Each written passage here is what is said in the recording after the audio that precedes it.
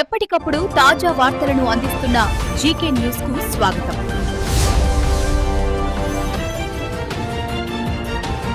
ఇక్కడ రాత్రిపూట ఒక ట్యాంకర్ లో ఇండస్ట్రియల్ వేస్ట్ దాన్ని తీసుకొచ్చి ఇక్కడ మూసేసినటువంటి ఒక రొయ్యల ప్రాసెసింగ్ యూనిట్ లో లారీని ఉంచి దాంట్లో నుంచి ఒక పైపు పక్కన ఉన్నటువంటి కాలువలోకి కనెక్షన్ ఇచ్చి ఈ ఇండస్ట్రియల్ వేస్ట్ ఏదైతే తీసుకొచ్చాడో పాయిజనస్ దాంట్లో వదలడం జరుగుతుంది.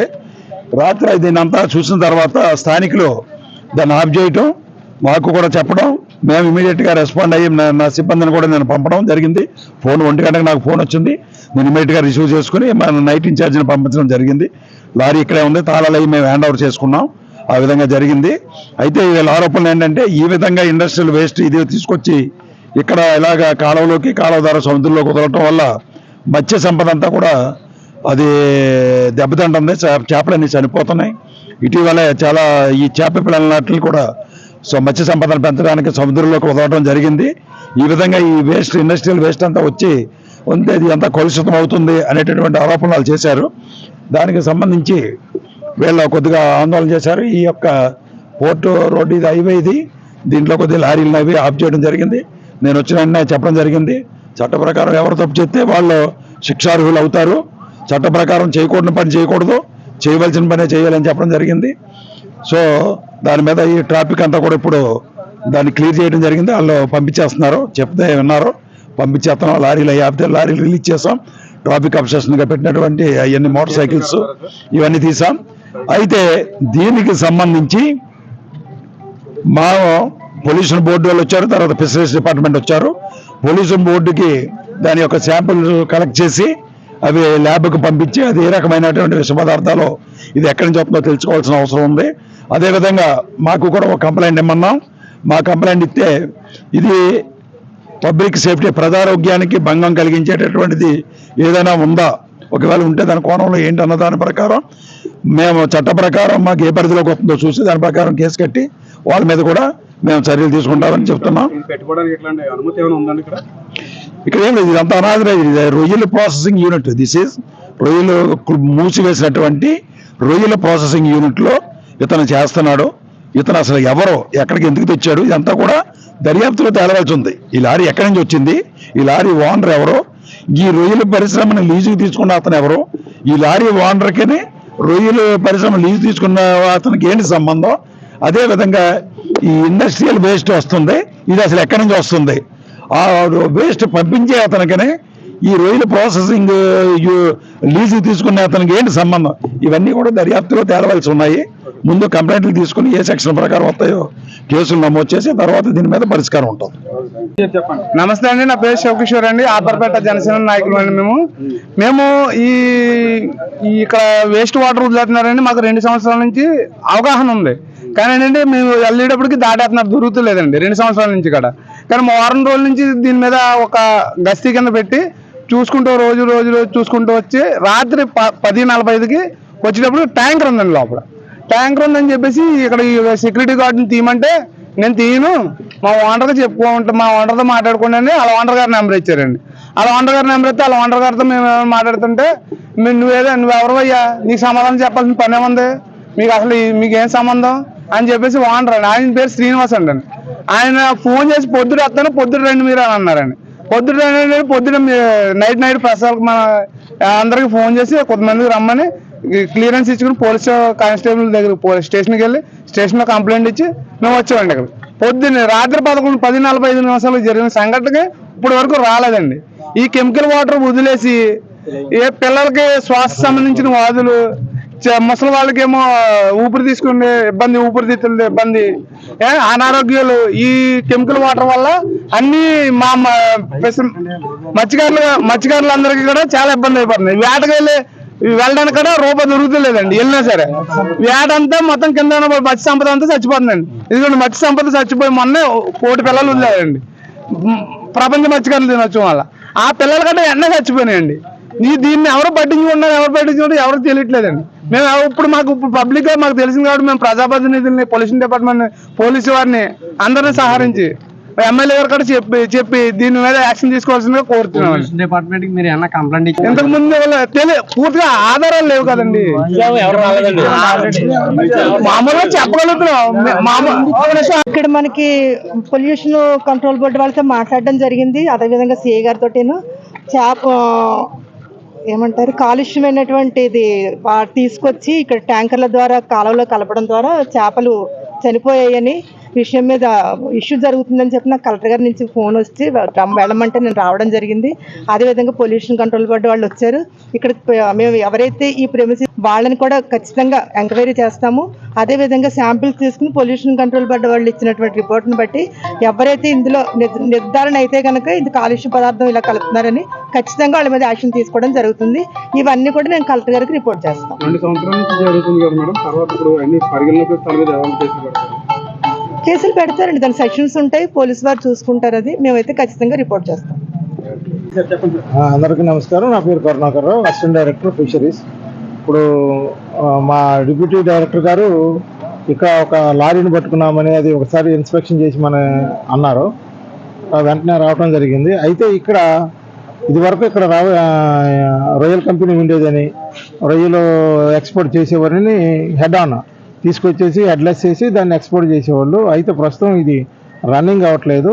ఈ ప్రిమిసెస్లోకి ఎక్కడి నుంచో కొన్ని లారీలు వచ్చి ఇక్కడ పొల్యూషన్ వాటర్ని డంప్ చేస్తున్నామని చెప్పేసి ఎప్పటి నుంచో జరుగుతుందని ఇక్కడ మత్స్యకారులు అనుమానపడుతున్నారు. రాత్రి కొంతమంది కాపలా పెట్టుకొని రాత్రి ఒక వెహికల్ని పట్టుకోవడం జరిగింది. అయితే ఆ విషయాన్ని ఈ పొల్యూషన్ కంట్రోల్ బోర్డు వారికి కూడా ఇంటిమేట్ చేయడం జరిగింది. వాళ్ళు కూడా మనుషులను పంపించారు. ఇప్పుడు దాన్ని ఈ కేసుని పోలీస్ స్టేషన్ వాళ్ళు రిజిస్టర్ చేస్తారు. దాంట్లో ఉన్నటువంటి ఏదైతే కెమికల్ వాటర్ ఉందో దాన్ని పొల్యూషన్ కంట్రోల్ బోర్డు వారు తీసుకెళ్ళి టెస్ట్ చేసి దాని ప్రకారం వాళ్ళ మీద అది ఏ కంపెనీ నుంచి వచ్చింది, ఎక్కడి నుంచి వచ్చింది అన్నది పోలీసు వారు నిర్ధారించిన తర్వాత దాని మీద ఫర్దర్ యాక్షన్ ఏంటన్నది గవర్నమెంట్ తీసుకుంటుంది. అది అది ఇక్కడ వీళ్ళు చూపించినటువంటి ఫోటోలు ఇవన్నీ కూడా పెద్ద చేపలు. అవి చిన్నపిల్లలు సర్వీసెస్లోనే దాదాపుగా ఒక 10-15 రోజులు అక్కడే తిరుగుతాయి. అవి ఇంత దూరం కూడా రావు. కాబట్టి అవి అనుకోవట్లేదు. కానీ సాధారణంగా పొల్యూషన్ ఉన్నప్పుడు చేపలు చచ్చిపోవటం అనేది సహజంగా జరుగుతుంటుంది. దాన్ని కూడా పరిగణలోకి తీసుకొని కేసులు కట్టడం జరుగుతుంది. నా పేరు Karunakarrao, assistant director fisheries, Kakinada. ఈరోజు తెల్లవారుజామునే కాకినాడ రూరల్ వాకలపూడి సూర్యరావుపేటకి బీచ్ వెళ్లే రోడ్లో సముద్రంలో కలిసే ఏదైతే కాలువ ఏదైతే ఉందో ఆ కాలువలోకి లారీలు, ఆ లారీల నుంచి వచ్చే వ్యర్థాలు, ఏ వ్యర్థాలని యాసిడ్ని ఏమి కలుపుతున్నారో తెలియదు. అక్కడికి వెళ్ళి స్మెల్ చూస్తే ముక్కులో చాలా విపరీతంగా మంట వస్తున్న పరిస్థితి ఉంది. ఒక 2-3 నిమిషాలు కూడా అక్కడ ఉండలేని పరిస్థితి ఉంది. అటువంటి కెమికల్ ని వాటర్స్ ని ఏదైతే ఉందో దాన్ని ఈరోజు సముద్రంలో కలిపేస్తా ఉన్నారు. ఈ పరిశ్రమ చూస్తే ఇది ఎప్పుడో మూసేసిన పరిశ్రమ అని చెప్తున్నారు. కానీ రోజుకి 2-3 లారీల కంటే ఎక్కువ వచ్చి ఈ కెమికల్ ఇందులో కలుపుతున్నారని చెప్పి స్థానికులు లేకపోతే రిజిస్టర్లో రాసిన పుస్తకం ప్రకారం ఉంది. ఈ కెమికల్ ఏ మెడికల్ కంపెనీ నుంచో లేకపోతే ఎక్కడి నుంచి వస్తుందో ఏ పరిశ్రమ నుంచి వస్తుందో తెలియదు. కానీ ఇది అత్యంత ప్రమాదకరం. ఈ జిల్లాకు సంబంధించి ఇన్ఛార్జ్ ఇక్కడి నుంచి ఎమ్మెల్యే కలిసిన మంత్రి ఉన్న పవన్ కళ్యాణ్ గారు ఉక్కుపాదం మోపుతాము, మత్స్యకారుల కోసం మేము నిరంతరం పనిచేస్తామని చెప్తా ఉన్నారు. కానీ మత్స్యకారులకి ఈరోజు వేటే ప్రధాన జీవనాధారం. ఆ వేటను ఈరోజు మొత్తాన్ని నాశనం చేసే పరిస్థితి. ఈరోజు చేపలు చనిపోతా ఉన్నాయి, ఇవన్నీ ఉన్నాయి. ఉప్పాడ తీరంలో నుంచి ఇక్కడ వరకు ఉన్న మత్స్యకారులు అందరూ కూడా ఇబ్బందులు పడతా ఉన్నారు.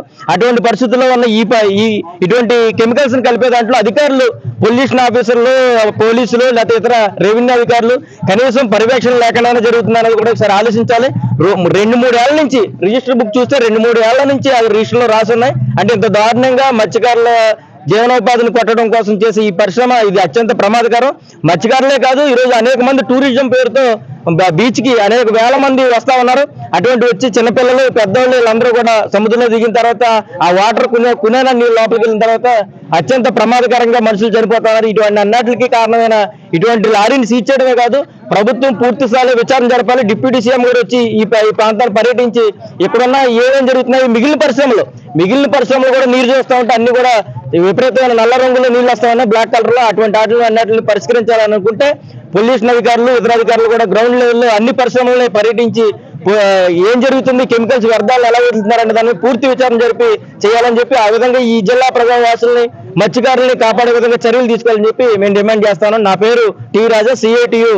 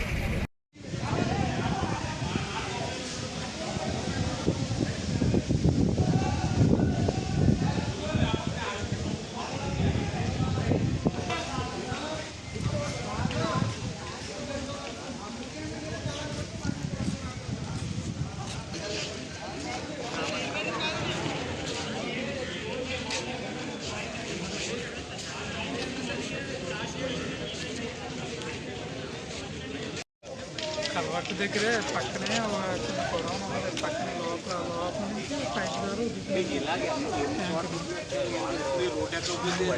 రోడ్ ఎక్కితే ఎంతమంది ఇలాంటి బండి ఎక్కడ ఆగినా మనం బయట అంత స్మెల్ వస్తున్నాయి ఏంటో అనుకుంటున్నాం.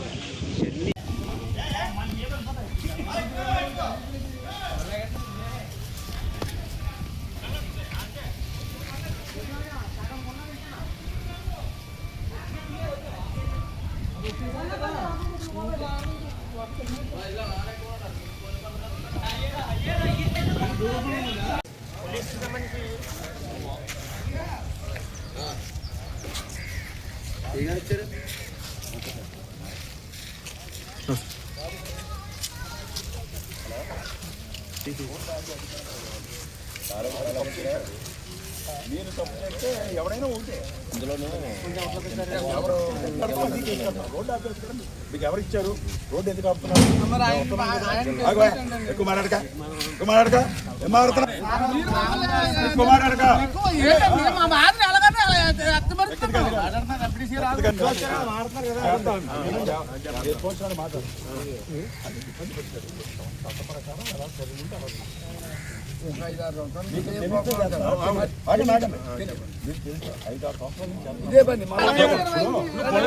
లేదు చేపలు చచ్చిపోతున్నాయి.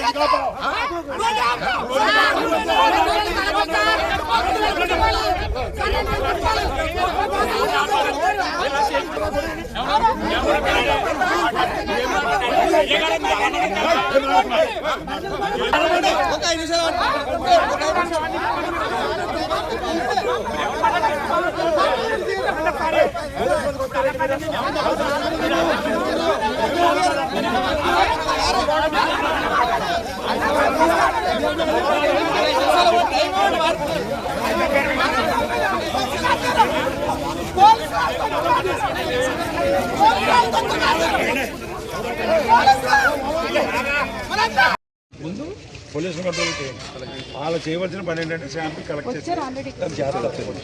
ఈ పనాలు చేస్తారు. సైకిల్ కూడా మేడం లేరండి ఇక్కడ కదుగుతారండి సెంట్రల్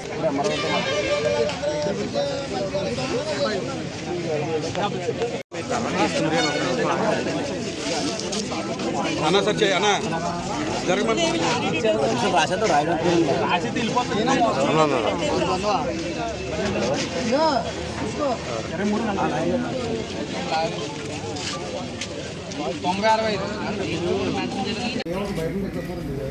సార్ చేతి అండి అన్న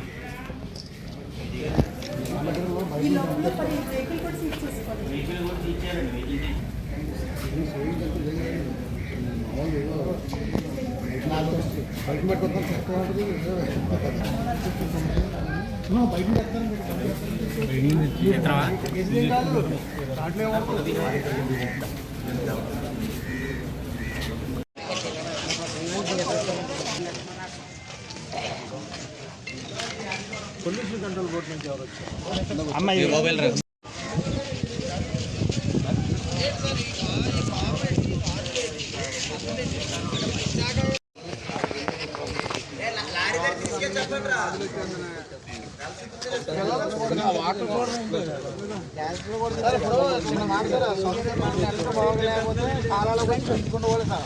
కాలంలోకి వచ్చి గుంజుకున్న తర్వాత కదా ఆ కాలంలో వాటర్ తాగిపోండి, తాగిన తర్వాత కూడా ఆ తాగిన ఇప్పుడు వాటర్ కూడా ఆ కనీసం ఆ బోర్డు తగిలిపోతే తెగినా కూడా లేదని కావాలి.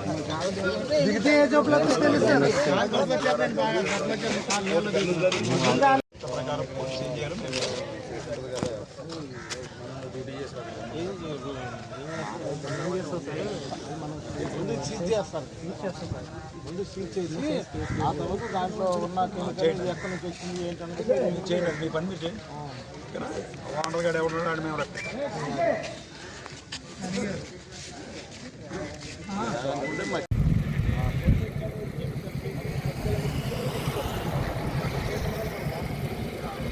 బట్ట తరపు